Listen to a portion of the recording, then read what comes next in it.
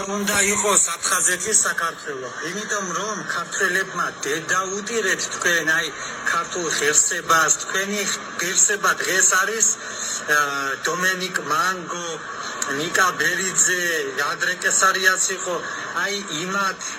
ისინი იმათ ღირსებას გაუთანაბრდა უმრავლესობა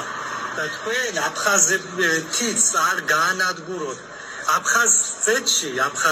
აფხაზეთთან კი ახლა იდეალური სიტუაცია არსად არ არის, მაგრამ ადამიანობის ტკივილი მაინც არის ადამიანობის და თქვენთან მამლის ტკივილიც არ არის, სოფლებშიც არ ახარ,